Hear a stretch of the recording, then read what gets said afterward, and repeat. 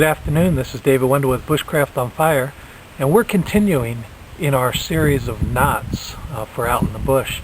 Now so far we've gone over the square knot, the granny's knot, the thief's knot, and the figure eight, and seeing how to utilize them. Today we want to go over 4 more knots. We want to go over the taut line hitch, the bowline, the sheep bend, and the girth hitch. And these knots are basically used for tarp applications and for hooking things on to a tree, to a tarp, to a tent stake, or also the bowline can be used in a makeshift rappelling situation for emergencies only. So let's get right to work and go over these knots. What I've done is taken a piece of old tarp and just cut it off to give you an idea. Now here's the grommet on the tarp, and what I've also done is to take a small piece of cordage. I have some of these loops in my e-kit, but you can also take and make these out in the bush. This is about 2 inches long, and what this does is give me cordage that I can put through my tarp with what's called a girth hitch or lark's foot. What you do, and it's a very simple knot, is simply slide the loop through your tarp, then pull one end of the loop through the other end. It makes basically a very simple single prussic knot, and that is good to be able to tie off to your tent stake or to put tent stakes through in order to hold your tarp down on the edges. A very useful knot. It's called a girth hitch. Again, you may recognize this because if we go through 2 times, then it will become a prussic knot, and prussic knots will help us to keep things from sliding on another cordage. Let me show you that real quick. I'm just going to real quickly throw a piece of cordage out here and hold it out tight. And as I hold this out tight, I'm going to slip the prussic knot through that. What you do is simply put the end over once, put it through once, and put it through twice, and then pull it tight. This forms the prussic knot. You can put it through 3 times if you want, but that prussic knot, if you pull on the knot, won't move. However, it's very easy to slide it down. And this is used for applications such as tying on tarps over your head in a hammock situation where you don't want that tarp to move, and it'll hold tight like that, but you can adjust it by just pulling it up. So that is the basic of a prussic knot and a girth hitch. The second knot that we want to go through today is the bowline. Now the bowline is a very useful knot. You can tie this around your tarp to do the same thing we just did by holding out and using it to stake down. But another application is if you were to put your cordage around your waist, then you could use the bowline to tie off around your waist, and it's a very strong knot. Now what you do for a bowline basically is you have a long end of the cordage that is going to one end and your tag end. On the long end of the cordage, simply, you can see my bite here, put your hand and flip your cordage. Okay, so I'm going to put my hand and flip my cordage away from me. It's very important it's away from you. You can't come back toward you or the bowline will slip. So you want to go away from you. And then everybody who's been in Boy Scouts has probably heard this.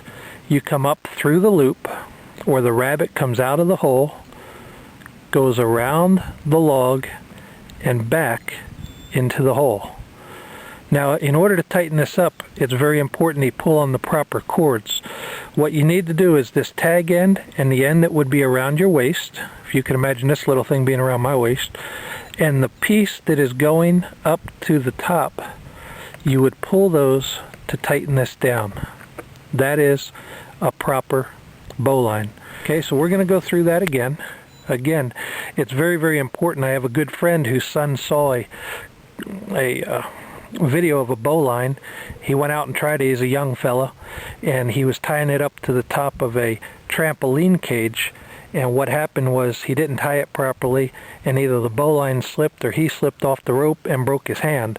So Daniel, this knot's for you. Okay, we take and we flip away from us, flip away from us to make our loop. We come up through the hole, go around the standing line, and back down into the hole. Then we pull the standing line in one hand and the two pieces that are together in the other hand to tighten it up. Now one thing, if I was using this for rappelling or anything else, I would finish this off by throwing a couple half hitches, and those half hitches would stop that knot from slipping out. So that's the Bowline. I hope that that's helped you out with that. That's a pretty good non-slip knot. Again, you could tie that through your tarp, and then you could use it to go over and to hold to a stake, as well as some of these other hitches. The third knot that we want to go over today is one that we've already covered in a tarp video, and that is the Taut Line hitch. Say that I have this line coming off of my tarp. Perhaps I've put a girth hitch around it and held it to my tarp. I have a stake out on the ground, and I bring a bight around the stake. Then I simply make a half hitch on the inside. I make a second half hitch on the inside, and then I make a third half hitch on the outside of the cord, all going in the same direction. When I tighten these down, you'll see that it makes a little knot called the Taut Line hitch. Now the reason this knot is so good is because if I pull on this, it's tight. But if I need to tighten up, say my tarp, what I can do is simply slide this knot, and then it holds in place tight. It's very similar to a prussic knot in its holding power, and it's a good knot to know if you have to have adjustable lines, guy lines on your tarp. Let me go ahead and do that again for you. The standing line comes out, our tag end goes around in a half hitch, around a second time.